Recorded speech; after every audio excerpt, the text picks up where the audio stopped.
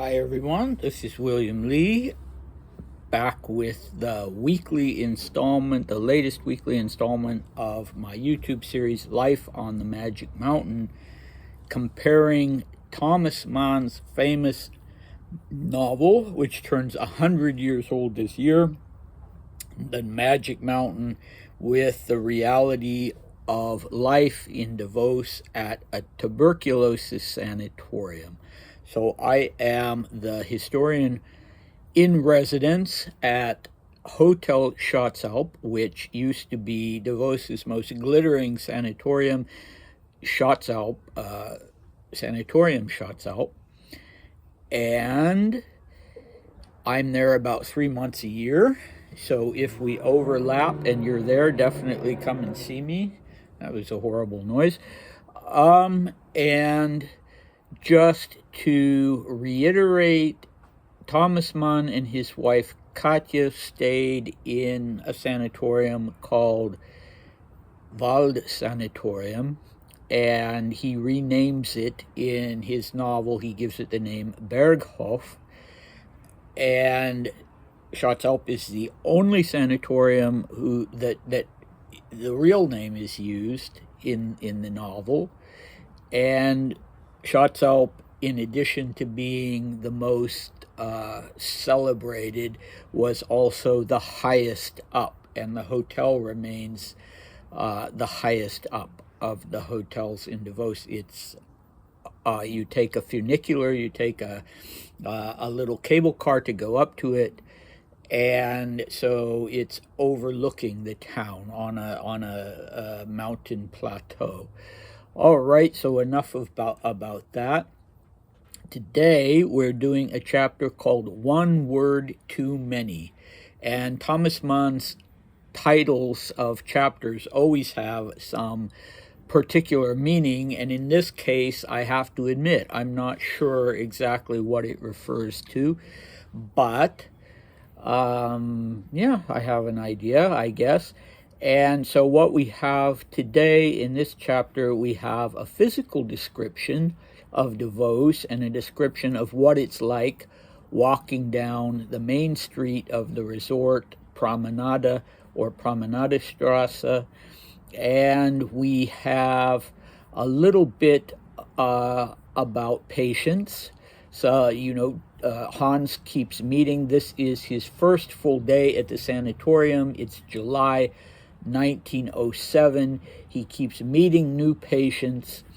And then we'll round it up with a comparison to how Grand Duke Dmitry Pavlovich of Russia talked about Davos and these things, and he was there much later than the Manns and the fictional Hans Castorp. He was there from 1939 to 1942, when he unfortunately passed away.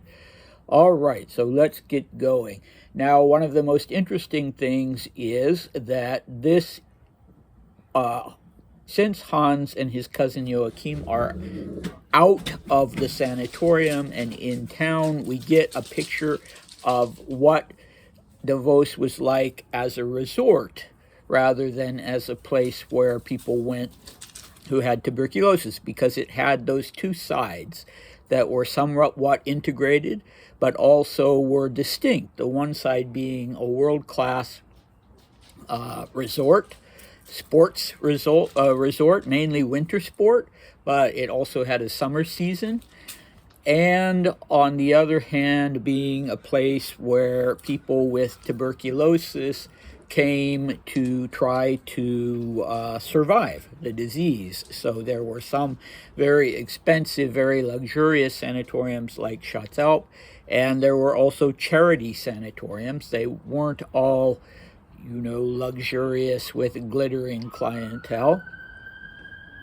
But anyway, so Joachim takes Hans Castorp. They've been on a walk, and now they're going. So the Berghof and the Wald Sanatorium is also above Davos, but not nearly as high as Schatzalp. But anyway, they were taking the prescribed patients walk there. And then Joachim tells Hans Castorp that usually on any given day he walks the short distance down to Devosdorf and then strolls along Promenade to Davos Platz. So if you haven't been to Davos, Devosdorf was the original, the village, and then as it became more and more a municipality, you had Davos Platz, and they were distinct.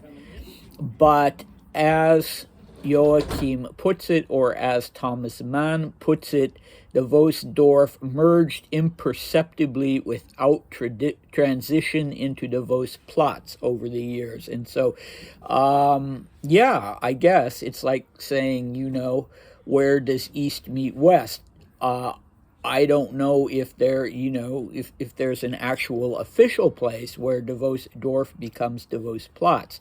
But to me, I always see the middle section being what was back in the sanatorium era called the English Quarter, and it still has sort of an English, I don't know, flair, because the 5-star hotel, the Belvedere, is there, which was in its heyday very English and drew all kinds of glittering English guests. And yeah, there was the Hotel Angleterre as well. And there was the English church, an Anglican church, St. Luke's. And aside from the Hotel Angleterre, you can still find the Belvedere and St. Luke's there, but St. Luke's is no longer an Anglican church, but it's well worth having a look at because the various aspects of what it was when it was the English church are still apparent, and yeah, you can still see them. So it's a historical building. Okay, so this is, I've just finished reading 2 other books about life in Davos during the sanatorium era, one which was written in 1927 and is entirely from the perspective of presenting Davos as a winter sport resort, and the other one which was written in 1917, a few years before the Magic Mountain, which is presenting Davos even more strongly than Thomas Mann as a place where the main focus was on disease, on tuberculosis, or at least if you were there for that reason, you felt very sort of alienated from the resort side of things. And everywhere you looked, you saw indications that there was this connection to disease, So the author, whose name was Alfred Henschke, Klabund was his pen name, describes these very lurid scenes on the streets, on Promenade, with a young woman with the face of an old man who has this rancid breath and is being chased by 2 young men in evening clothes. And he himself, the character, Sylvester, is tapped on the shoulder by a woman who offers herself to him. And she says, "I want you." And when he asks what gives her the right, because she's a complete stranger, to come up to him and say something like that, she says that it is the right of the dying. So Alfred Henschke himself actually did die in Davos of tuberculosis. And so he presents a very sort of gloomy, depressing view, whereas Thomas Mann is also focused on the sanatoriums rather than the winter sport resort and the summer resort. But Hans Castorp, when it comes to tuberculosis, is a dilettante. He doesn't really have the disease. His cousin is seriously ill, but everything through his eyes, everything to do with the disease itself, is seen in a sort of romanticized way. He has this kind of morbid fascination with death. And even though he confronts death head on, he doesn't shy away from talking to people, going to the rooms of people who are dying. He nonetheless doesn't see it the way Klabund sees it, the way Alfred Henschke sees it. So we get this middle view of DeVos between the other two authors. You have Thomas Mann in the middle, but they all three of them provide their own description of what it was like and what you would see when you were walking down the main street, Promenade.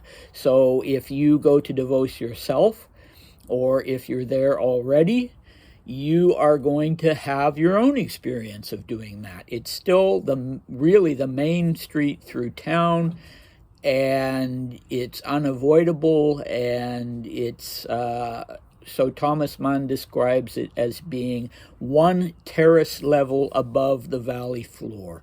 So it's not sloped, it's level, but it's not quite the valley floor. So if you would go down past the old Rathaus and St. Johann's Church, then you get to the valley floor. But Promenade is, as he says, one terrace level above, but you don't, it's not sloped. Okay, so on their way there, they pass by the old cemetery. So there are two cemeteries in DeVos. One that I go to every year is called the Waldfriedhof, and it's the older one. I think it was put in the 1920s, and it's a little bit outside of the main part of DeVos in a smaller part called DeVos Eastland, and it's on a mountain slope, and it's a larch grove. It's a cemetery that's full of larch trees, and beautiful old cemetery, not as old as the original one, but still well worth seeing. And so this Dorf Cemetery is also well worth seeing, and a beautiful little place. It's much smaller, but if you're in DeVos, go and have a look at it. And you're not going to find terribly old graves, because people were not left there indefinitely. They were, at some point they were removed because there was a lack of space. So somebody would rent the plot and would have it for a while, and then the body would be exhumed and either moved elsewhere, or else cremated, or else the rental situation would be renewed. But at any rate, what I'm getting at is you're not going to find a lot of old graves there, or for that matter, really in the Waldfriedhof. There are some, but the place where you're going to see the really old graves is in the Jewish cemetery attached to the Waldfriedhof, because for religious reasons, the Jewish bodies are not removed. They're permanently there in that particular cemetery.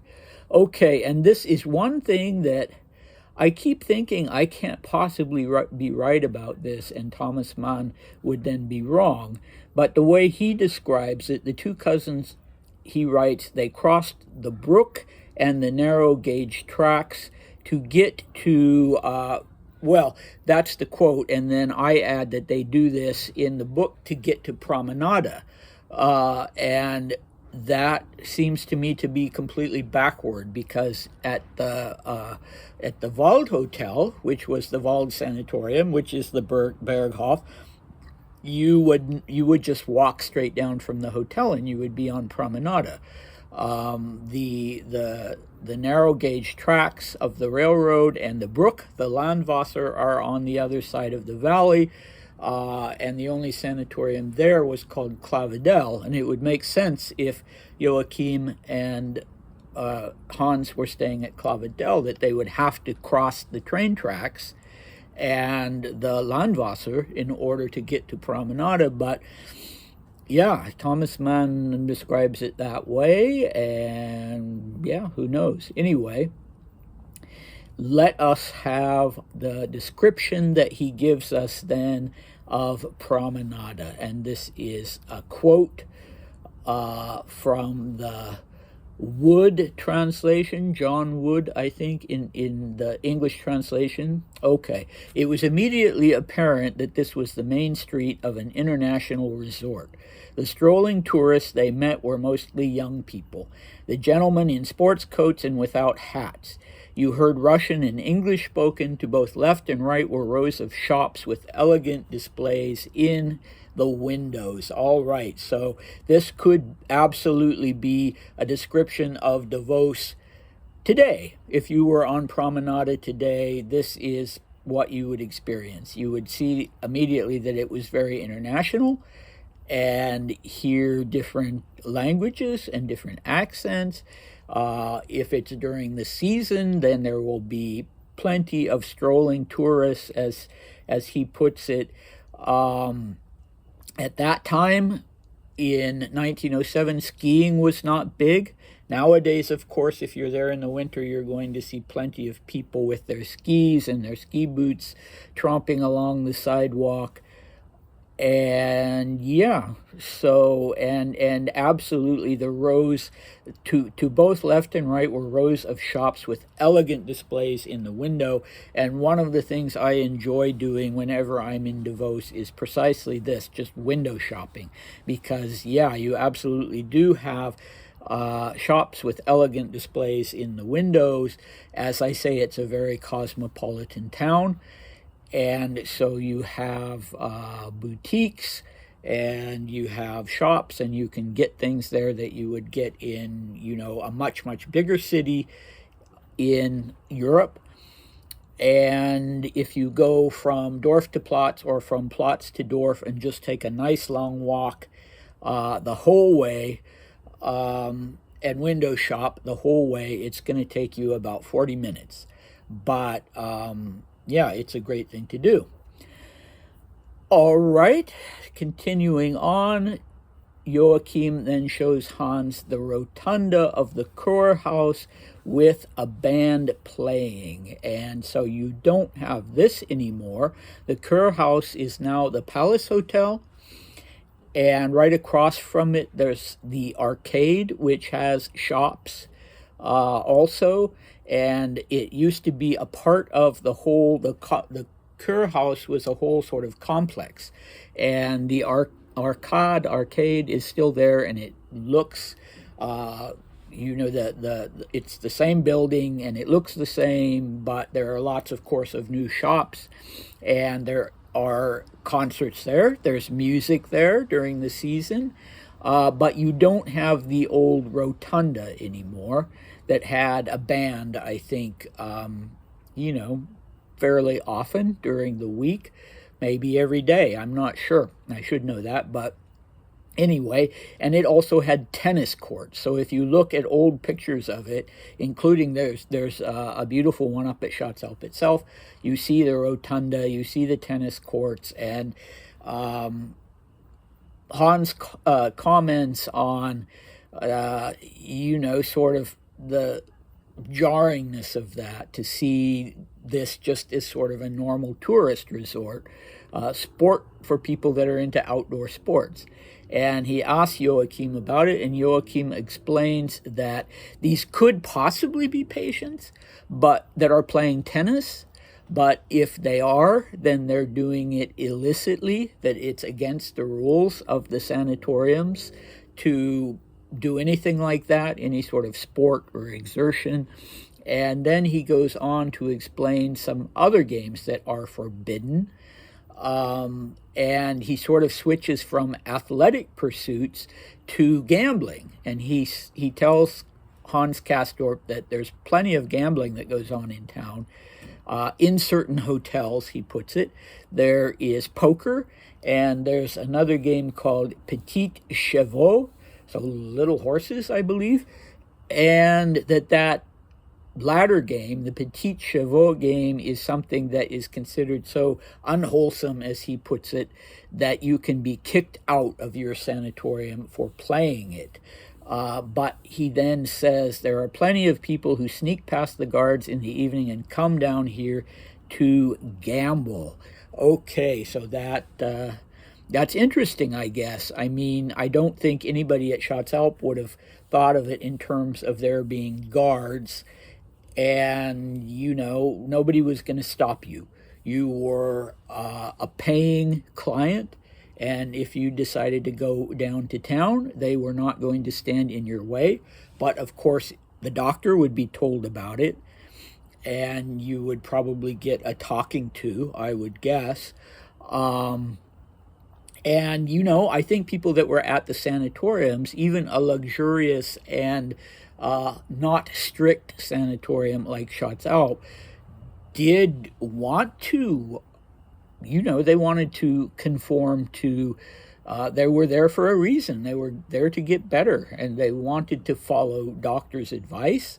And Dmitri, for instance, had to get permission, special permission from Dr. Maurer when he wanted to go for a couple days to Italy, to Milan. He wanted to go to Genoa because his son, his 12-year-old son, he was going to be putting on an ocean liner to sail for the U.S., and it was very important to him to see his son off. But Maurer said, no, you can't go to Genoa. You need to go no further than Milan. I'll give you special permission to go to Milan because this is such an important thing. But you can't go all the way to Genoa and accompany him right to the ship itself. So, there Dmitri was in Italy. And what was to stop him from just going to Genoa? Nothing. But he didn't, because people did take it seriously. So anyway, there are instances that Thomas Mann details in The Magic Mountain where Hans Castorp, who's not really ill, sees patients from the Berghof in town who shouldn't be there. But, no big deal. Okay. So, gambling.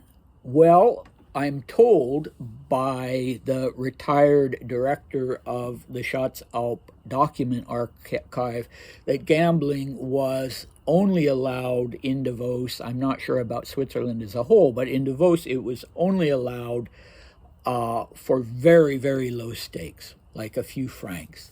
And so if you were gambling for more than that, then you were doing it illicitly, whether you were a patient or not. But of course, it's something that always goes on everywhere. And there's an interesting scene in Klabun's book, which is called Die Krankheit, the illness, where some ill people who are not staying in sanatoriums, who are staying in pensions in town, actually go up to a sanatorium to gamble, to attend a poker party with friends they have there who are patient residents of the sanatorium. So that's interesting, because especially since in that scene, the patient, who's Bulgarian, orders food, and it's brought to him, and so the staff absolutely know that this is going on, this late night poker party in Herr so-and-so's room, and they don't put a stop to it.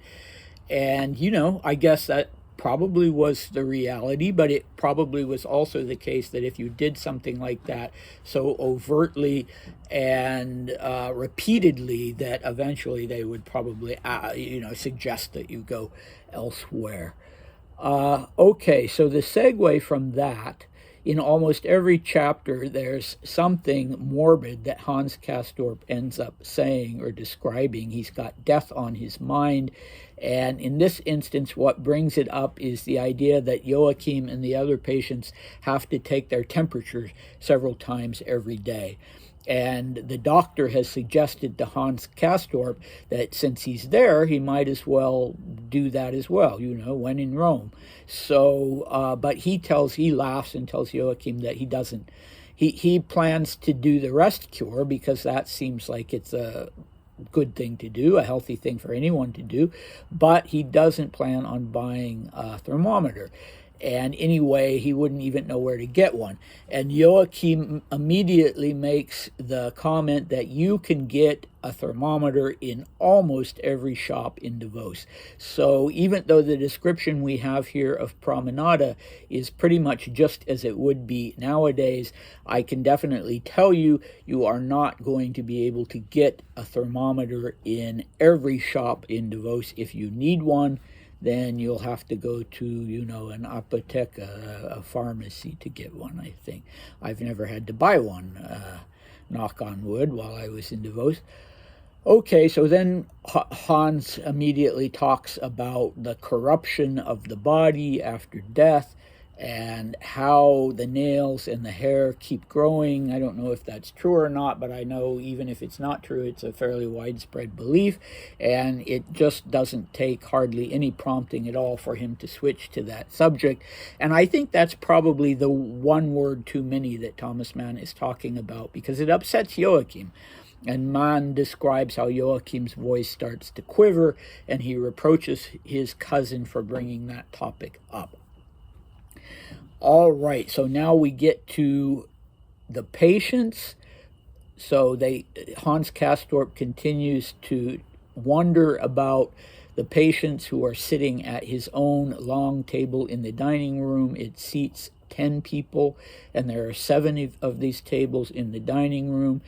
And Joachim asks him what he thinks about them, and 2 or 3 of the patients, 4 of the patients who are come up are a lady from Königsberg, he doesn't know her name, a great aunt and niece who are described as being permanent residents of the sanatorium, and a fellow from Odessa named Leo Blumenkohl, who is obviously very ill and quite soon thereafter will simply disappear from the table because he's no longer allowed to go downstairs to participate in meals in the dining room. And that was absolutely a case. That's something the case, and Dmitri describes it as well, that it was a privilege to be allowed to go down and have meals in the dining room. And yeah, so unfortunately, Leo Blumenkohl, he has this big choking fit at the table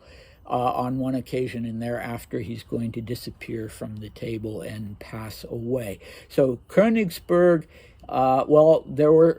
that's interesting because I've just been looking at the nationalities on the guest list for Schatzalp, and I just finished doing 1910.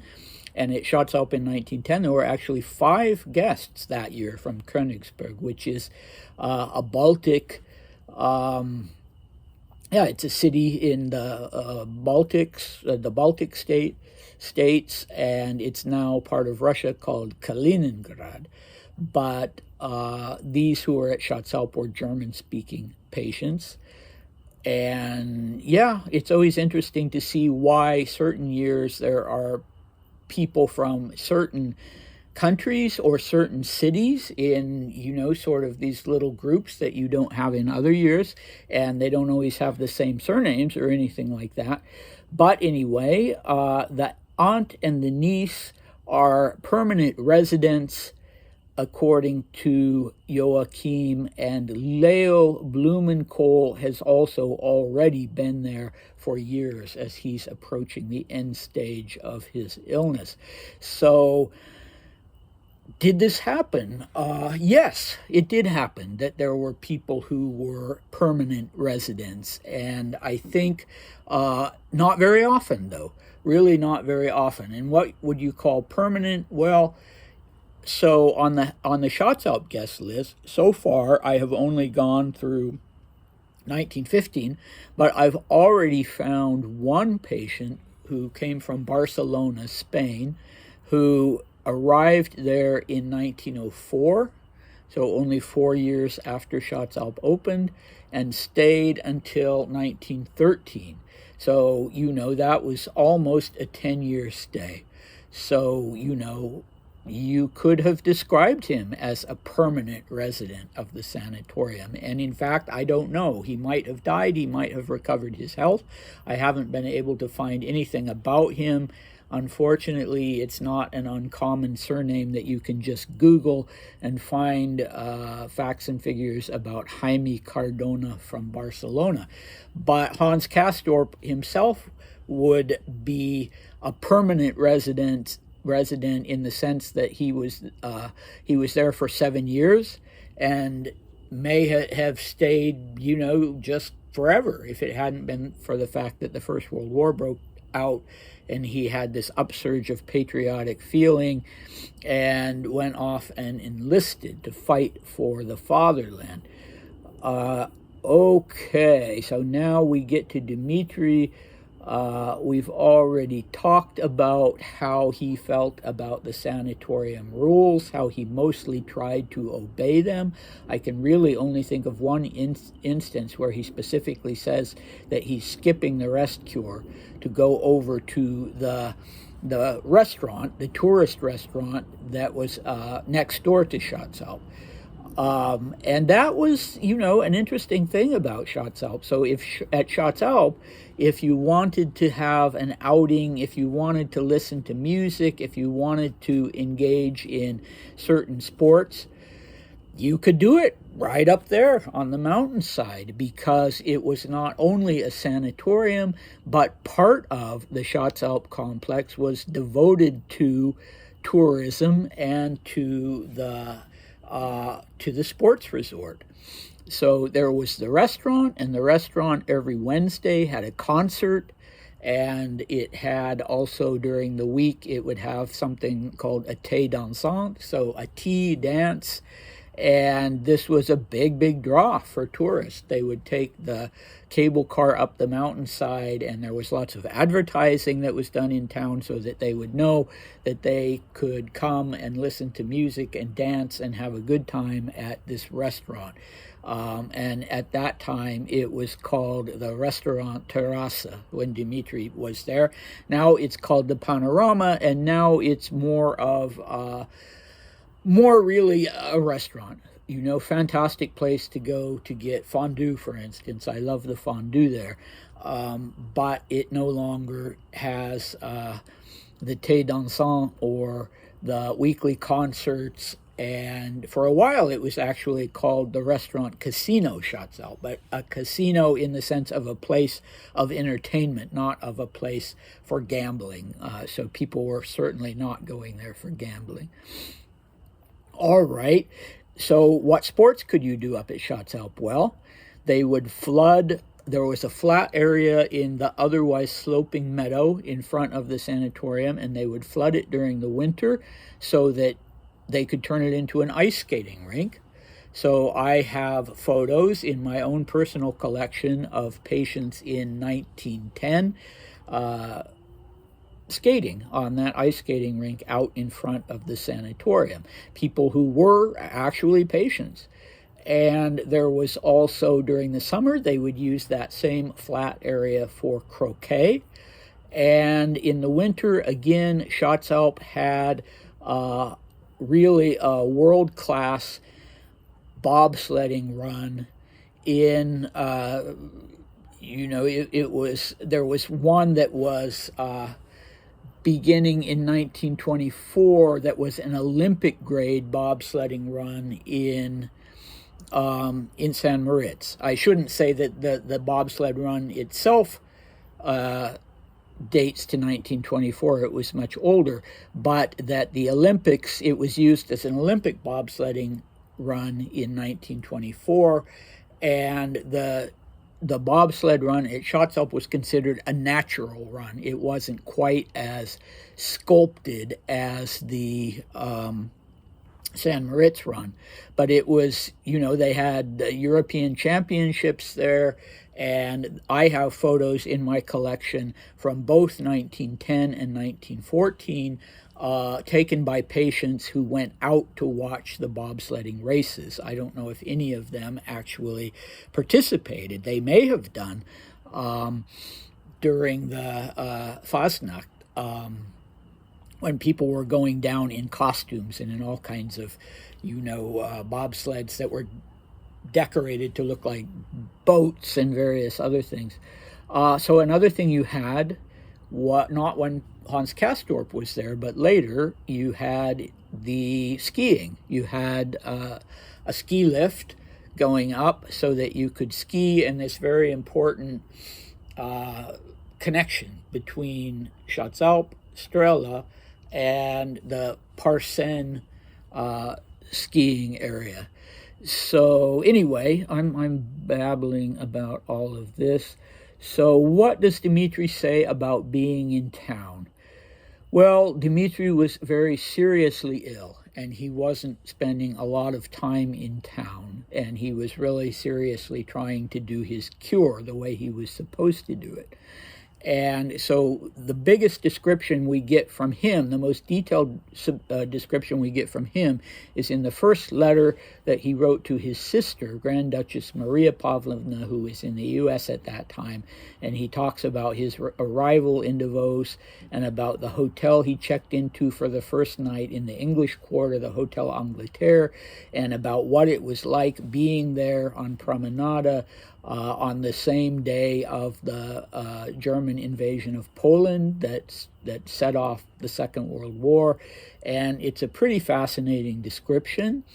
And you can find that letter on the, I believe, on the Schatzalp website, www.schatzalp.ch, the history blog. Or you can also find it on my Facebook group called Sanatorium Schatzalp. Gosh, I can't even remember if it's all of it or part of it, but certainly that part talking about his arrival in Davos is definitely there. And so we know that he would go down to Schneider's, to a cafe in town called Schneider's, which during that time period of the Second World War was a place that was overtly anti-Nazi. So anybody who went there was basically making a political statement. Passively, but still, if you went to Schneider's, then you know that was making a statement. So that was a place that he liked to go, and that's really the only place aside from the Palace Hotel. He had a friend who was for a while staying at the Palace Hotel, and while she was staying there, she would sometimes come up to Schatzalp and have lunch with him in the restaurant Terrasse, and he would sometimes have lunch with her at the Palace Hotel. And the Palace Hotel was actually the Kurhaus that Thomas Mann talks about, and it still exists, but now it's called the Hotel Europe. So definitely go and have a look. It's a very nice hotel. I've stayed there. Great hotel and very historical. Okay, so yes, he would go to Schneider's. He would go to the Palace. On one occasion when he was down there going into some shop or other, I can't remember, he had some bad spell where he felt, like suddenly like he was about to fall or something like that. And he was able to prevent that from happening, but it kind of scared him, and that would definitely be something that would put you off, I think, going into town if you didn't know when you might have some coughing fit or fainting fit or something like that. So other places that he mentions in Davos, he mentions going to a tailor shop, and I think it was in the English Quarter. I think I know which one it is, and it's no longer a tailor shop, but if you go there to the English Quarter, you will see it, that the old sign, although it's faded now, says, men's English tailor or something like that. And he went to the barber in Davos, and he made some outings to Parsen with a group of other patients, and he was taken by the house arts, the assistant Dr. Holdner, to a skiing event also on Parsen. And I have a photo of him that belongs to my friend and fellow worker in the field of Schatzalp history, Christina, whose grandfather was actually the business manager at Schatzalp for about 40 years, both when it was a sanatorium and when it was a hotel. and she has a picture of her grandfather and a little group of people up having an outing on at Clavedel on the other side of the valley, and one of those people is Dimitri. So yeah, okay. He did play cards, but I don't have any notion that he was, participating or hosting poker parties in his room at Schatz Alp. He played cards with, he had two Italian friends. One was called the Comte de Peccio, and the other was a woman from Sicily, from Palermo, named Rosalia Termini, and I know he plays cards with them. Not in his room. They usually played in Mademoiselle Termini's room. And one of them, Count Peccio, unfortunately died, and so I don't know what they did after that, and I don't know what kind of card game they were playing. But anyway, that was about the extent of what he was doing, despite the fact that in his younger days he had been really a compulsive gambler and had a lot of trouble with that. Okay, 40 minutes. I did not mean to go that long, but if you watched it through to the end, I thank you for your patience, and come back next week for the next installment. Bye.